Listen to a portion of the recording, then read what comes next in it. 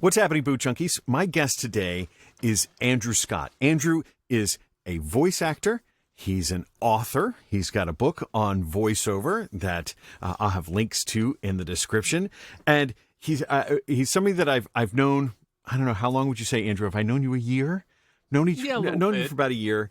And we talk a lot over on the Booth Junkie Discord. And Andrew's got an interesting perspective on voiceover, and he's got an interesting way of working that I think a number of you will find very beneficial. Andrew, would you please introduce yourself to the people who have never met you before, and also hand out your socials so that people know where to find you? I most certainly will. First off, thanks for having me, Mike. Hi, everybody. My name is Andrew Scott. And as Mike said, I'm a voiceover artist, a voice actor, a narrator, a producer, a multimedia producer and content creator, an author, and a bunch of other things that I can't remember right now. You can, best way to get a hold of me directly is always through my website, andrewscottmedia.com. If you are interested in things like voice coaching, you can always go to my YouTube's front page, which is vobootcamp.com. And all my other contact information is there. How did it come to be that I wrote the foreword for your book? How did that come to be? That just pulled the curtain off of the wizard there because, yes, everybody, Mike Delgadio wrote the foreword to my book, The Quick and Dirty Guide to the Home Voiceover Industry. Great upsell, Mike. Really, a lot of it was, I'll touch a little bit back into my origin story in order to get to where we are now. I started out, I've done everything from, I was a line cook and a board op in a FM radio station, and I was a club DJ and a roadie and all these other things. But I always wanted to do voice work. I knew it from really about the age of 7 years old. Wow. And there came a time when I decided to just throw down and finally do the thing. And what came along with that after a few years of a decent level of success, I'm not lighting the world on fire, but I was like, I've also, one of the things on my bucket list, I've been a writer for longer than I've been almost anything. And I was like, I really want to be able to say I wrote a book. And I'm a believer in, writing what you know. And I'd been in the voice business for about 5 years at that point. And I was like, well, this is kind of what I know. And so I started writing a book. That fell away partly due to the fact that I was suddenly buried under mounds of audiobook work and had no time to sit down and type. But then, of course, we know what the winter of 2020 brought. Right. The event that shall not be named. And I was like, look, this is the time to get this finished. And so I finished, knocked the book out, did a couple proof passes through it, and really went, I want somebody else to set the stage for this book. And in my origin story, one of the people that most directly impacted me getting into voiceover work is that guy on the other side of the camera. And I was like, look, there's nobody better, because in following you and your story and my story are very similar. How we got into this business, our trials and travails. And I wanted somebody to be able to speak to that. So I am one of those guys that fears virtually nothing except physical pain, and went, the worst that's going to happen, he's going to say I'm too busy and pass on it. We're voice actors. We're used to rejection, right? I was just going to say, man, if that's a muscle I've built up over the last 9 years, that's it. But yeah, you very kindly proofread the book, and then I think it was literally 48 hours later or something like that, you shot back to me that you'd be happy to write the foreword to it. And you wrote the foreword and shipped it off. And then I was like, that's great. How much do you want to record it? Because oddly enough, this is also going to be an audiobook. And the very next thing I know, in my inbox has a file attachment. And that is available also on my YouTube channel. And we'll put a link in the description. But you can hear Mike reading his foreword of my audiobook, very kindly provided by you. And I was really gratified by the way in which you approached me. It was courteous, professional, made no demands of me. It was, and if you like, and you also, it gave me an introduction to yourself. I get asked a lot of things, as you might now with a YouTube channel and getting coaching, and there's different ways that you get approached, and Yeah. a lot of the stuff I get is, hey, I need your help, and if you could just do X, Y, and Z for me, and I'm under a deadline, so if you could help me, I'm like, Change my oil. And, yeah. Right. But your approach was both professional and respectful of my time, which is, I think, important. Whenever you're trying to network with somebody, is being respectful of that you're asking somebody to do something. And the way you approached me, I was really gratified for it. And I still reserve judgment. I said, I got to read the book to make sure. And I did. I went through and I read the book, and I made sure that it was something I was comfortable attaching money to. And I certainly was. And pointed out a couple errors I missed, so I'm very grateful for that. and I was pleased to write the forward, because the way you wrote your book was from an approach of practicality. It wasn't, coming from, I've been doing this for 55 years, and, back in the TV days and back when we were rolling, all that stuff. It was, no, here's the way that you can get, not shortcuts, but here is how you can avoid some of the pitfalls and landmines that you and I have both stepped in during the early parts of our career in doing this. And I thought it was very beneficial, especially for somebody who's saying, is this something that I could do? What does it take to do to become a voice actor? Especially just the work-a-day voice actor like you and I are. We're not the movie trailer guy. We're just working voice actors, doing all sorts of different across stuff. the fence next door. Yeah. Yeah. I mean, that's its own niche, but Yeah. I'm gratified to hear that that's what resonated with you, because one of the things that I had in mind when I started writing the book is I didn't want to write the book that everybody else has written about voice acting and this business. I mean, there's so many, and God knows we're not at a loss for information on how to get into this business. Yeah, for sure. But I recall very early in my life, one of my writing instructors in college said, make sure that when you're writing something, that when somebody else reads it, they understand that you're the only person that could write it. Mm-hmm. And I find that approach very valuable, because even in the VO landscape, especially in things like when you're choosing a coach and all this stuff, the one thing that you can't leave out of this equation is personality. And I think you'd probably agree with me that you really kind of have to bring a personality when you're doing voice work. Mm-hmm. Otherwise you're just Mr. Monotone, and nobody's going to pay for that. Right. But really what it came down to for me is I wanted to write a broader description other than just buy this thing, turn that on, make sure this is, what about, how does this business affect you personally? What does it take personally to be in this business? It's one of the reasons why one of the things that I leaned hardest on is we're professionals at being rejected. One of my first stats was 90, when you're starting out 99 times out of 100, you're going to be rejected. A couple years later, if you can get that number down to 90, you're flying. You are exceeding expectations.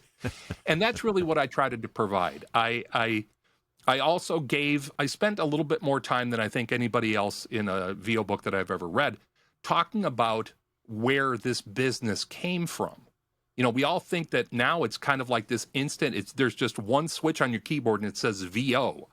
And that's not it. And the reason why I did that is because, I'm a Gen X guy. I'm 54 years old, and I brought that experience with me that informs who I am and what I am on the microphone.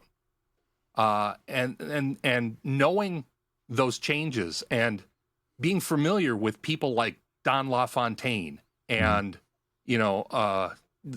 so many of the other huge 70s and 80s classic voices that we think, Don Pardo, Right. those are the guys that set the model.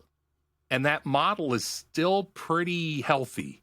And so having those touchstones gives you something to shape yourself around.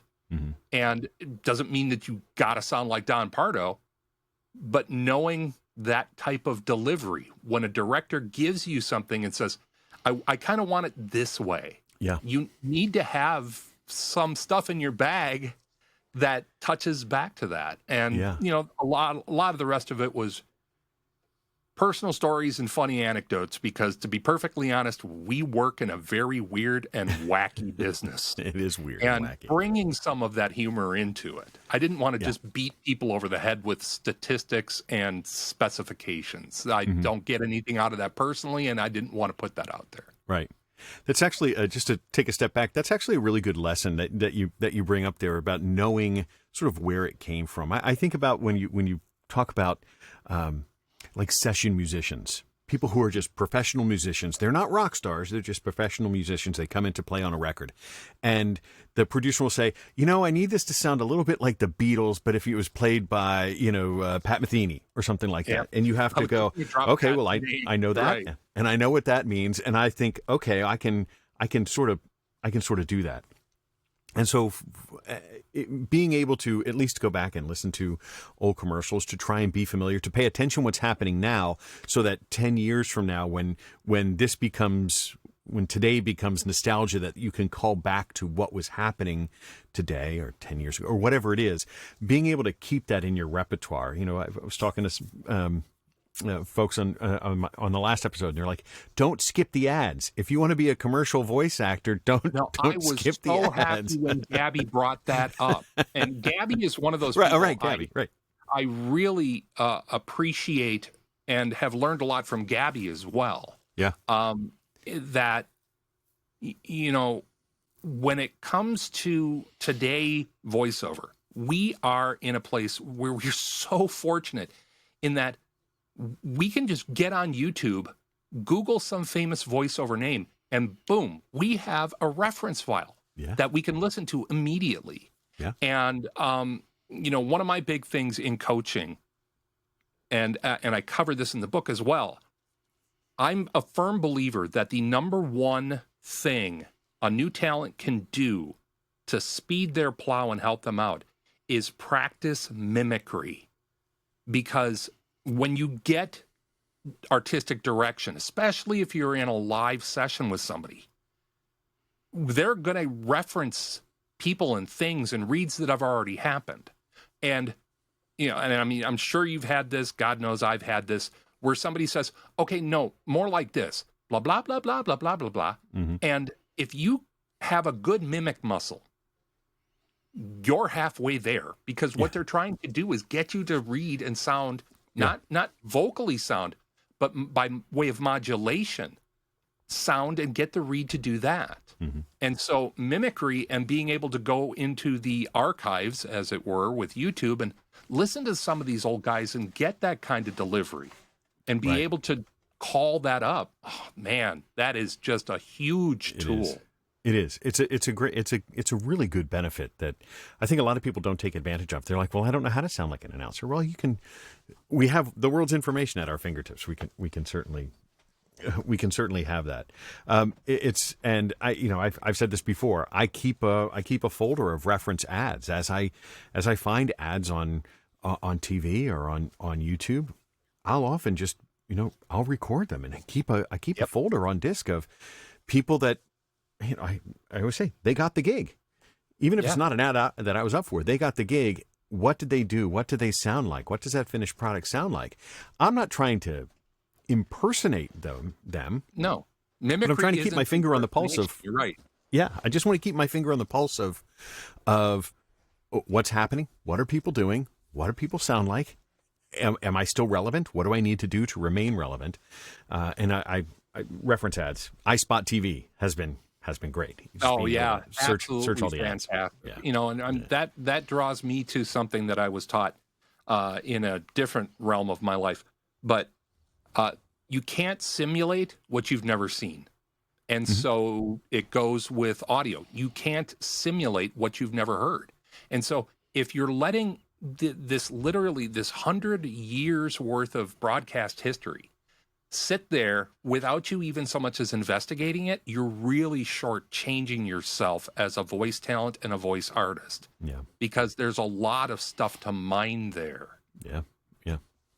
Yeah, absolutely. Absolutely. I want to change gears for a second, because one of the ways that you've really inspired me just in the time that I've gotten to know you over the last year is you're differently abled from me. And I learned that your whole setup, that you do all of your voiceover one-handed. And for me, it's very much a two-handed job. I need my mouse, I need my keyboard, especially if I'm doing the way I have my world set up. And it sort of has blown my mind to know that you wrote a book, that you can do all of this one-handed. Could you sort of just let people know, like, how that happened, how you came to do this, and sort of, I want to dig into it because I don't know it as well as I'd like, and I think it's a very inspirational story for other folks. I'm more than happy to. When I was 15 years old, I dove into my backyard swimming pool and dove wrong. We had this pool for 8 years, no incidents before that. This one time I dove wrong, hit the bottom of the pool, fractured my fourth, shattered my fourth, and dislocated my fifth cervical vertebra, which is right here where you see that scar. That's my scar. Wow. So what they did is they had to, well, aside from the fact that I went into cardiac arrest and was clinically dead for a while, but I'm perfectly fine now. My father brought me out of the pool, and to cut a very long story short, a 3.5-month story short, I went into the hospital with them telling me I'd never walk again, and 3.5 months later, I walked out. Wow. And I've lived the life of a disabled person. This hand doesn't do much. It's about 30% dexterity. And I have a bunch of gait issues. I'm not going to be running sprints anytime soon. But disability has obviously, this should go without saying, but here I am saying it, has informed my life and shaped my life in certain ways that other people don't experience. But it's very funny that you bring up that I wrote a book one-handed. When I was in college, I have a background in philosophy, and which of course is extraordinarily employable these days. Very lucrative. I was known for being verbose, even in writing. And I remember one time, this was back when, we weren't walking around with laptops. This was the early 90s. So there was a computer lab that we all had to go in and write our papers in. And I remember once, after about 3 years with my my mentor and my college advisor, my philosophy professor, he walked in and he saw me typing with one hand. And there were about 25 other people in the lab, and he goes, "Oh my God, you've done all that with one hand?" So, but yeah, it does, necessitate some differences in approach. And I've gone through many incarnations of my studio, but I've primarily, when it comes to voiceover, I'm a Mac baby. I am pretty deeply in the Mac ecosphere. And that combined with just knowing my own limitations and being ever mindful, and you only need to do one audiobook for this to be on your mind forever, being very mindful of workflow and maximization of time. When I started out, the first audiobook I ever did was for an organization very near and dear to my heart, which is the Christopher and Dana Reeve Foundation. And now, for our listeners and viewers who might not know, Christopher Reeve was the OG Superman of the 1970s and 80s. And he had about 8 years after me, I think, he had a horse riding accident where he fell off and he was paralyzed. He was a almost complete C3, so he was one vertebra up from me. And the Christopher and Dana Reeve Foundation do absolutely amazing things. If you have an extra $5 this winter, please give it to them. But I did 2 versions of their paralysis resource guide, which is, and it was a huge tome, and I got in so far over my head so fast. I can imagine. If it's your first one, I can imagine. Oh, yeah. I mean, I did a couple practice runs, and I felt really chuffed and confident. I can knock this out.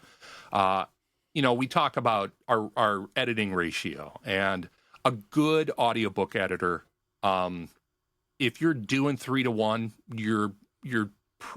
you're in a sweet spot. You're rocking. Your average beginning audiobook producer, if you're 10-to-1, be happy, And what he's saying there is for every 1 hour of finished audio, it takes you how many hours to create? 3-to-1 is really good, but for noobs, it can be 8 hours to create a finished hour of audio. 10 hours is not unusual. Not unusual if you've never done it before. 3 days. It took me 3 days to do 1 hour of audio for this book.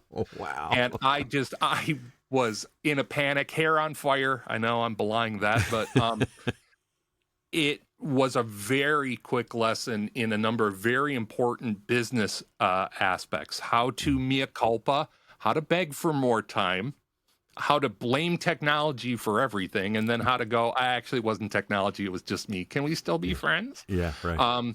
They were incredibly understanding. And so much so that they actually had me come back for the second edition of it as well. Nice.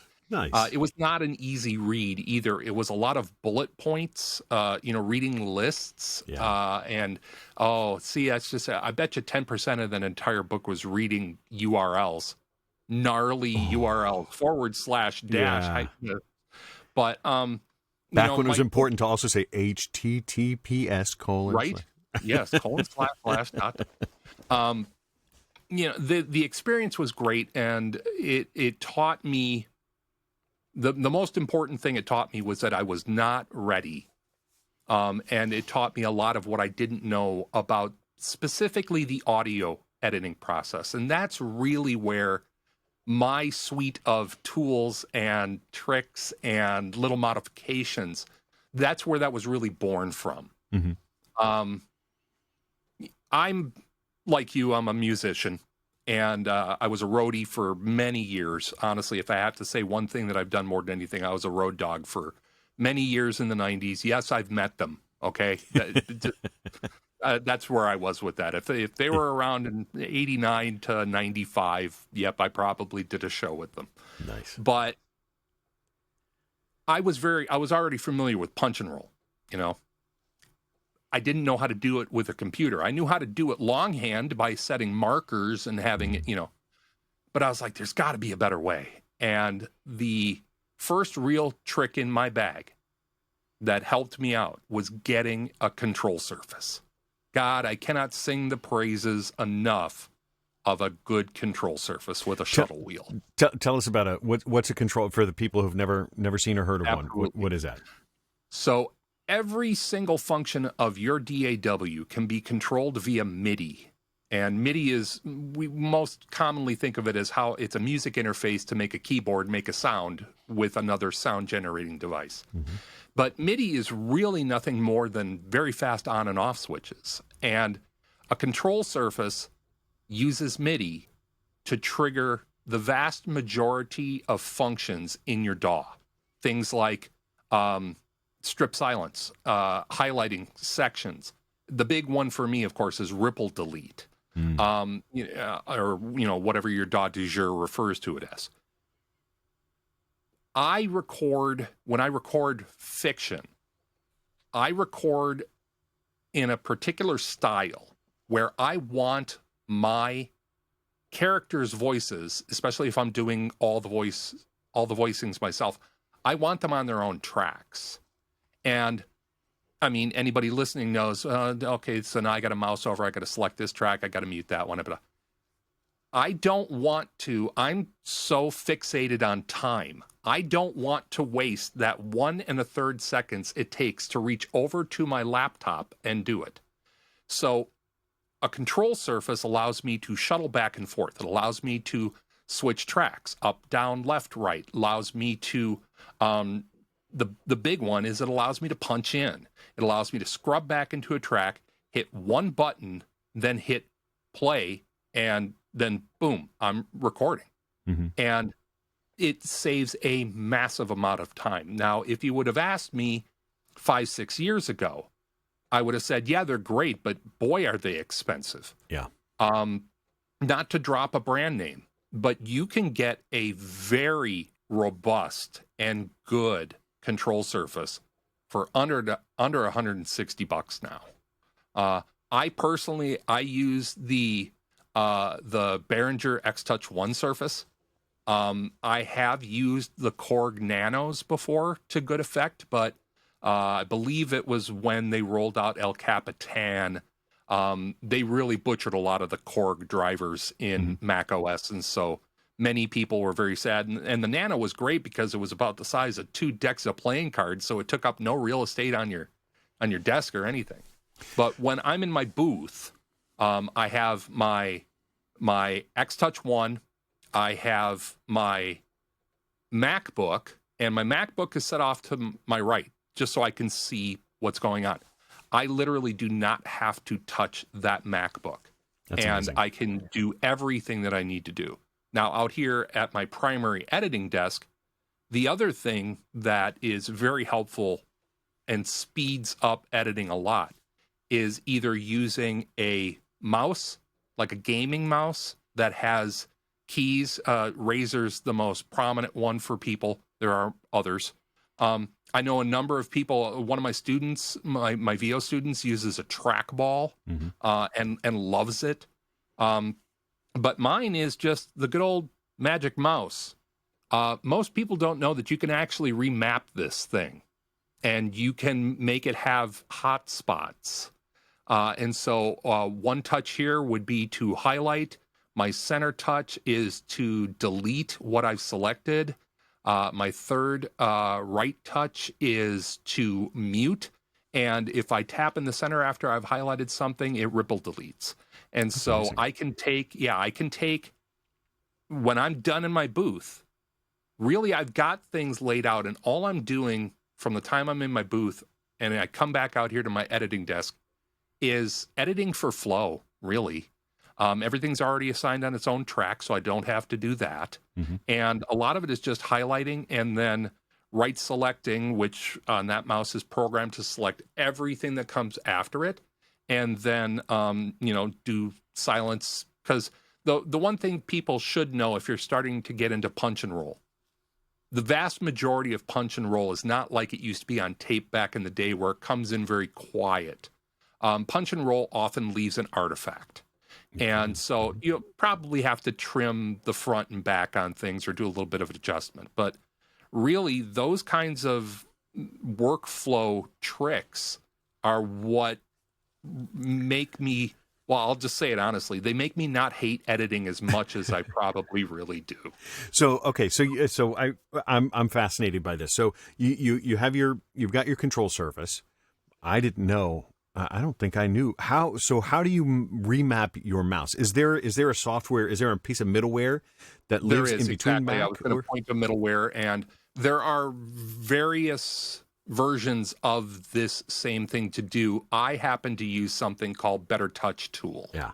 Okay. And one of the reasons why is, and anybody who has both a Mac and a PC will completely and utterly understand this. Things made for both platforms don't often work as expected. That's kind of the price for interoperability. Yeah. I went with Better Touch Tool because it was the most consistent performer. I also happen to have, and this is another little trick that I actually really. So before you do that, just for the listeners who have never seen it before, Better Touch Tool is a software that you can install, and it allows you to record a series of keystrokes. It can flip windows. It can type. It can do a series of touches, right? Yeah, You leverage it way more than I very do, but yeah, and it's very reasonably priced, and that's just it. You can put in macros, so you can actually, trigger a macro with one touch of your mouse. Yeah. Now, obviously, there's not that much real estate on this thing, so that's something to be concerned with. The other thing, and I often still use this myself, is a trackpad. This is a magic trackpad for Apple. keep mine right here. Gives you there you go. Yeah. This gives you even more flexibility just by virtue of the amount of real estate you have. Yeah. And I know people who just grab themselves a Sharpie and draw out their own map on this thing, and then just go absolutely hog wild. Yeah. Other peripherals that I have used in the past that I want to make mention of that do have a place is something like what's it called now? Elgato Stream Deck. The Stream Deck, yeah. A Stream Deck is, what I think the minimum one is 6 keys or something like that. And then you have an 8 key, and then there's a 16 key, and there's this one thing that looks like you're on the Starship Enterprise bridge. Yep. Those things can be really, really helpful. Hugely beneficial. And you know this as well as I do, being that we're also both video editors. A lot of times there are very complicated processes that you can put into a macro, and being able to do that on a dedicated device is great. But for people who don't have real estate on their desk, you can get Elgato Stream Deck as an app on your phone, and it works exactly the same. Yep. And you can put it on an iPad, or you could do, and being able to make things be as one touch as possible is one of the most powerful tools for a new talent, because one of the greatest hurdles for a new talent is just the sheer amount of work it takes to edit long form audio. Obviously, you're doing a 30 or 45 second or a pre-roll or something like that. It's not going to be a benefit. But the first time you have to sit down and take 2 hours worth of Stripe and edit it down into something concise, and you're watching that number of your earnings going down, the longer you sit there and every bathroom break you take. So this maximization of the workflow process, I'm just huge about it.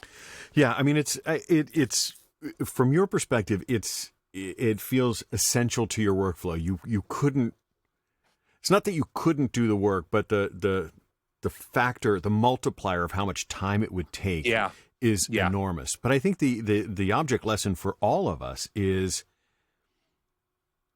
it's worth it to know not only your DAW, but to also to be curious and explore how people are solving these issues. And sometimes it would be an accessibility issue that I'm fortunate enough to have the full facility, but I still do tons of things with macros, and I really want to optimize my workflow. So it's totally inspirational just to hear how you have been able to take what is a very click-intensive thing that we do and turn it into optimizations. And there's nothing that would prevent me from following probably your same optimizations to work quickly. And it's inspirational to know how far you can take it, what tools are available. It's amazing what we have access to now. And the one thing that I will say, for anybody who doesn't want to get any new piece of gear or anything else on their desk, learn your keyboard shortcuts. Yeah, for sure. That is such a game changer for editing. And all you really need to do is sit down and do some simple math. Find out how long it takes you to go with your mouse to a pull-down menu, drop it down, then have to go over and then do that.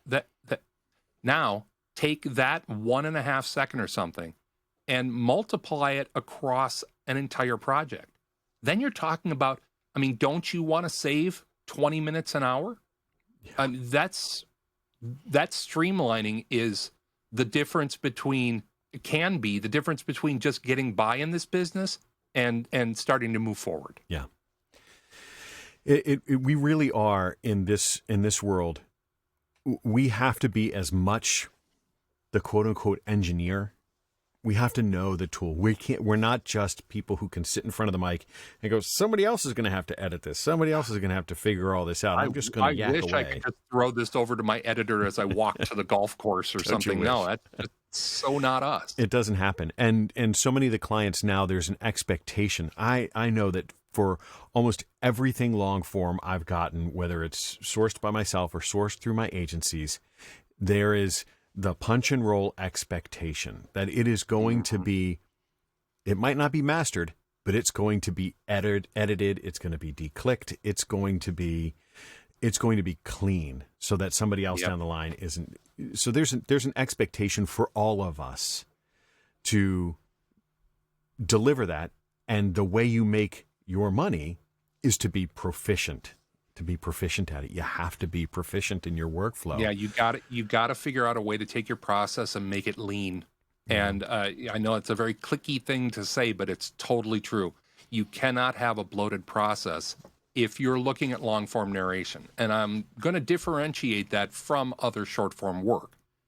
Anybody in this business loves short form work. Why? Short is baked into the name. Quick hit things like that, they're not going to maximize you. So if you're not one of those people out there, the benefit is knowing that this kind of workflow modification is there for you in the event you take that step forward and get into something that's long form narration, things that are over 2 hours worth of recording. Mm-hmm. That's where you're going to start getting a benefit. Yep. And you can always come talk about these things on the Booth Junkie Discord, so you can talk to Andrew. Nope. I mean, because we've talked about. We were just talking the other day about like debriefing. Like, how do you, taking 5,000 breaths out of a 4-hour recording, that could either be a couple of clicks, a couple of configurations or a plugin, or you could sit there and you could ripple delete 5,000 breaths one way, or your sanity. Yeah. If you want to lose your mind, or just like you're saying, if you're doing punch and roll and your control surface leaves a little bit of a click, that spring bounce that you hear at the start and stop, where you got to go through and edit that out. I mean, if you're a cold reader of my skill, you're only going to have 40 or 50,000 edits per hour. Right. Do you know what I mean? So I know exactly what you mean, fellow cold reader. And so if you do have a click that infiltrates your sound, you got to edit that out. And that could either be something that happens instantly or something that you could manually click and drag your item edges and move your things together, and it could become very discouraging. I know that's certainly whenever I talk to new people about audiobook work, if they've gotten something long, because you can win an audition on ACX all day long. Sure. But if you're doing it for royalty share, all of a sudden you're going to owe money practically. You said the RS. But I completely agree with you. And the real issue for me is that audiobook work has been upsold so hard to the community as, if you get a book, man, this is your inroad. You've made it. I will tell this to your listeners who might not know it. Audiobooks have a great way of breaking backs of new talent. Yeah. It can be so incredibly discouraging, especially if you've gone through it, you've got all the files and everything, and you send them off, you put them up on ACX, and they do the pass, and then the rejections start happening. All the technical rejections start happening.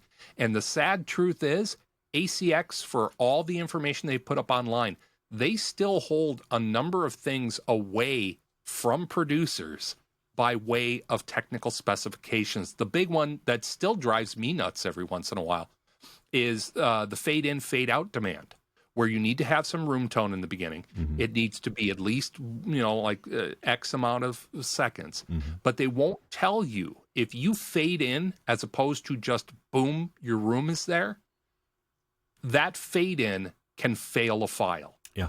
So you can't fade all the way out. You need to fade within their RMS and their decibel range, or else your stuff will get kicked back. So understanding what can really speed the process for audiobook editing before you start doing it is a huge, huge help. Yeah.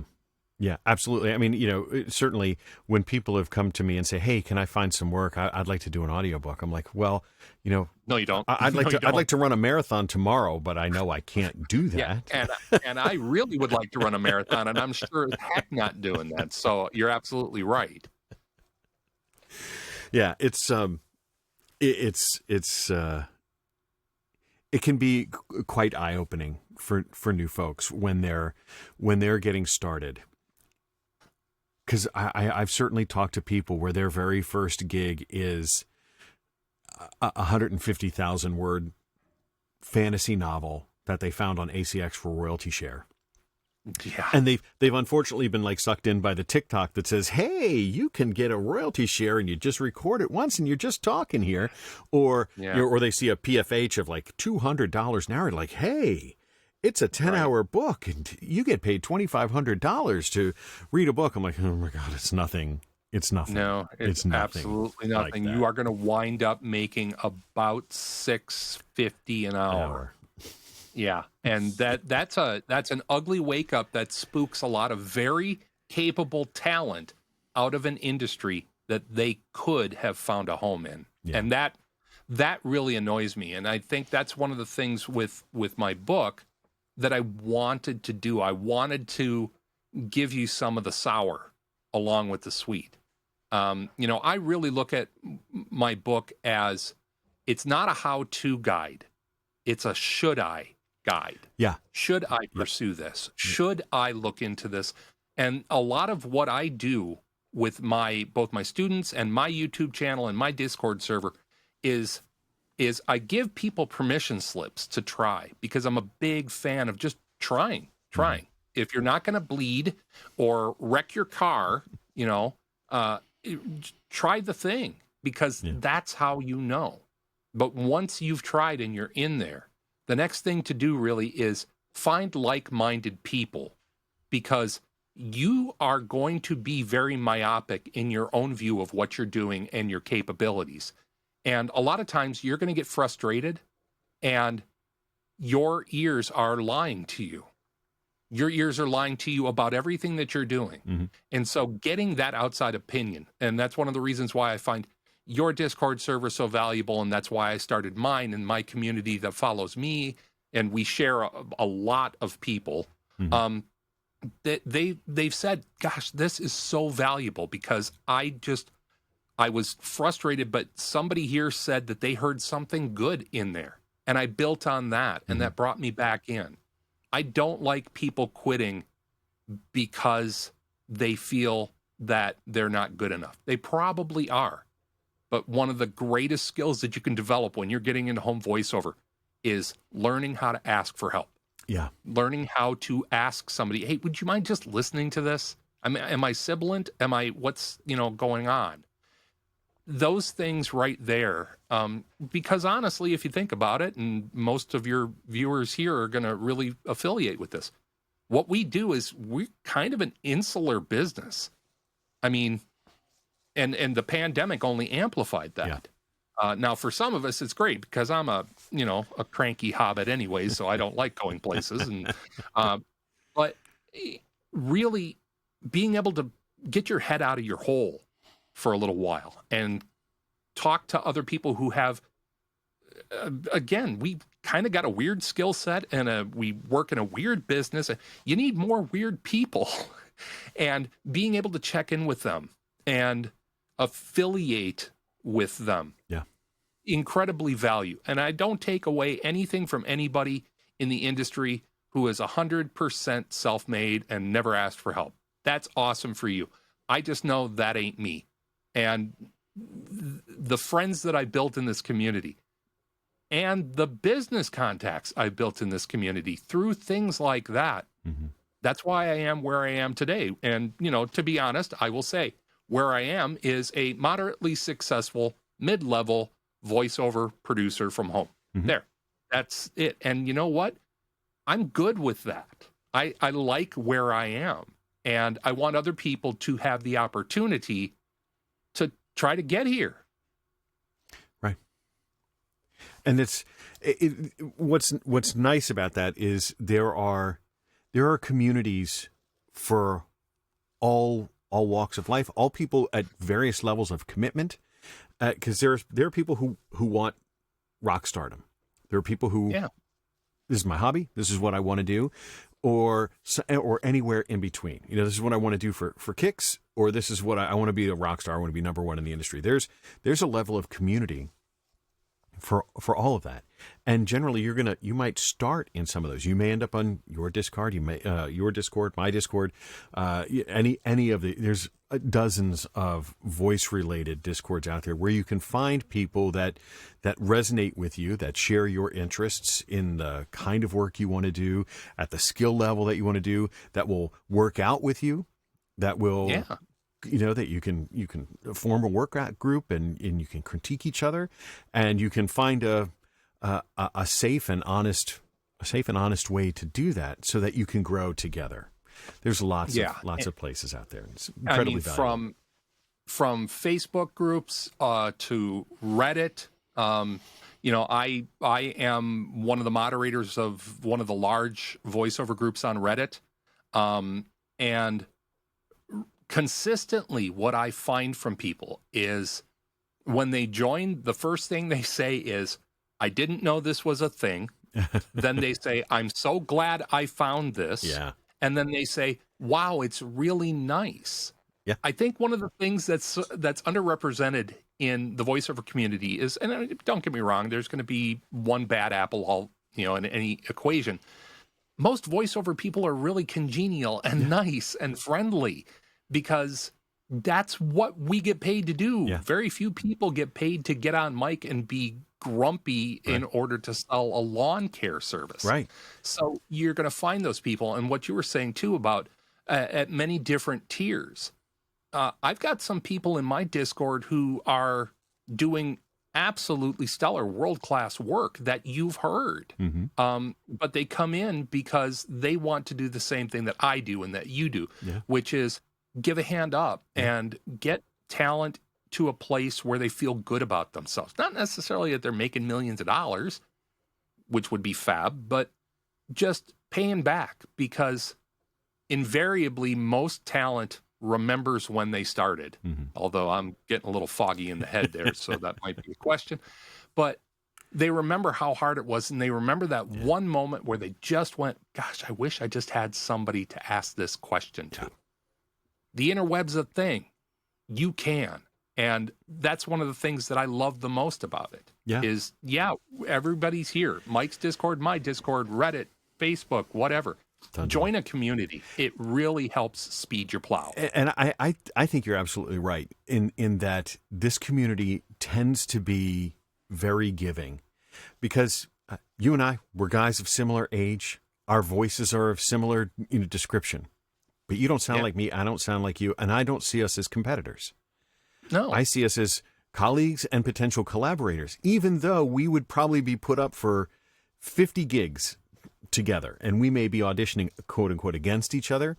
But I think that there's room for every voice out there. I can't agree more. And I don't see you guys as competition. I see you as collaborators. You brought up the competition word, which is something that I addressed in one of my most recent videos as well, is this idea that if you look at everybody as competition, you're going to feel very siloed, and it's going to get in your way. It is going to get in your way, guaranteed. Guaranteed. One of the things that I made reference to was, look to somebody who's ahead of you and go, what can I take from them? Not in a steely way, but what can I emulate? I want their level of success. I want their level of traction in the industry. What are they doing that I'm not doing? But instead of saying it that way, say, what are they doing that I can do that maybe I'm not? Mm-hmm. Forming a relationship with them, if possible. Sometimes it's out of reach, but if you can, it's always better to look to somebody for inspiration. Inspiration is exactly right. Exactly right. It makes it's that's what it is. It's not, it's the difference between I take a photograph and I make a photograph. I'm not taking from you. I'm inspired by you, and I may learn from you, and I may emulate something that you do, but I don't think I'm taking from you. Because, No. We're all paying it forward. Somebody might be inspired by the way that I do something, and it may inform the way they work in the future, whether it's a technical aspect, an acting aspect, whatever it is. I think that we all have room to grow and to commune. That part of community, to commune together and to learn and just get Kumbaya, better. brother. Absolutely. No, and one of the things that you just mentioned is something that's also really top of mind for me too. And I've been trying to reinforce this to a lot of people that follow me. Your analogy of taking a picture. I'm trying to get people to understand that voiceover artists are capital A artists. Mm-hmm. We tend to dumb down what we do into like this technical paradigm where it's just all button clicks and expensive microphones and, closets full of foam. Anytime you can inspire somebody by saying something to them or having them hear you, that's real art. And I want people in the voiceover community who might be looking at everybody as competition to look at everybody as an artist instead. And nobody goes and looks at a Van Gogh and goes, I could do better than that. No, you're inspired by that or inspired by an artist's story, their backstory, things like that. Mm-hmm. If you take inspiration from people or allow yourself to be inspired, you're going to go a lot farther, a lot faster. Yeah. The truth of the matter is, our industry was over full when I started, and you started 2 years or so before I did. Mm-hmm. I mean, we were both public speakers to one degree or another, and teachers and trainers and all that. But the air in the room left about 2015, and it's only gotten more full.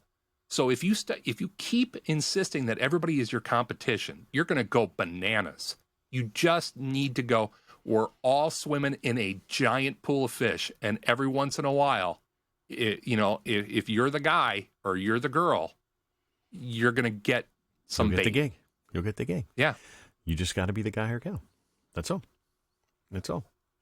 I just wonder, we've only got a couple of minutes left. Tell me how people can, tell me the kind of coaching that you offer. Where can people find you, and what sort of coaching do you offer to folks? Really, I concentrate my coaching on very beginning people. And, I have a coach that I still work with to this day. Mm-hmm. I was very inspired to hear that James Earl Jones still has a voiceover coach that he works with.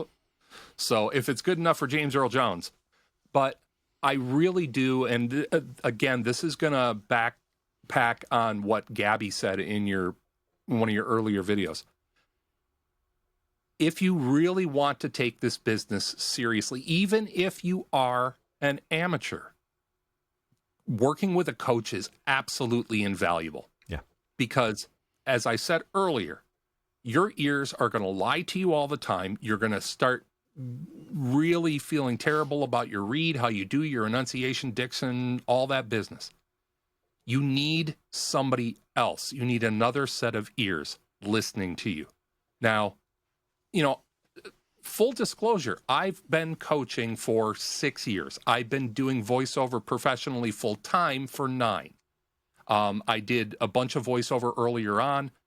I am a trained stage actor and I am a trained musical actor. So I've got a bunch of that training in me. But my voiceover business is really, it came about because people insisted that I teach them what I know. Mm-hmm.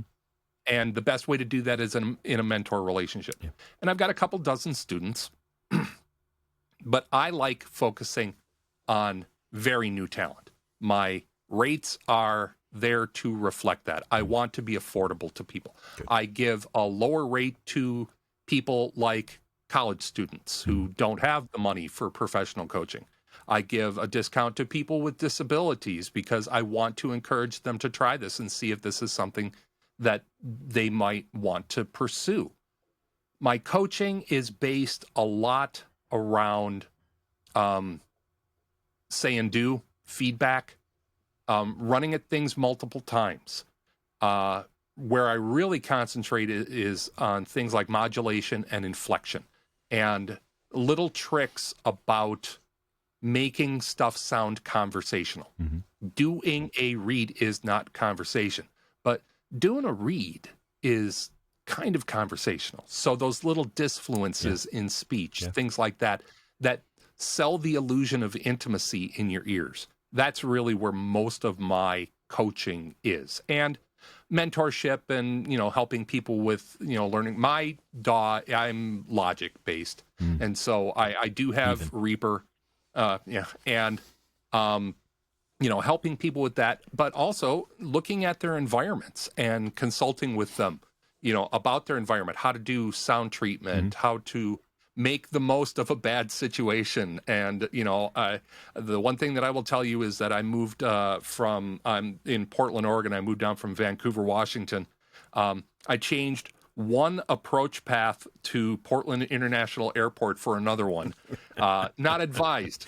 But that's one of the things that I refer to as recording between the raindrops. Yeah. Look, we're home VO people. We're not going to be able to get this thing dialed in 100%. And even people who have a whisper room will still complain about the neighboring dog. It's just the way it is because we don't have those facilities. So I help with that as well. And you can, again, all points of contact for me are available on andrewscottmedia.com or on voboothcamp.com. And my book is available there as well. And pretty much if you want to get a hold of me directly, you can just email andrew@andrewscottmedia.com. That's the fastest way to do it. Fantastic. Well, I want to thank you so much for spending this hour with us. So grateful for your time. Your story is so inspirational. I'm really impressed by what you do, your philosophy on things. It's been a pleasure to get to know you over the past year or so that we've got to know each other. And I'm so grateful that you got that you shared your time with us today. No, I really appreciate the opportunity, really Mike. I appreciate the opportunity to talking to you guys and to you, Mike. And again, thanks for everything that you've done for the community as well. Thanks, Andrew. We'll talk again soon. All right. Take care, guys.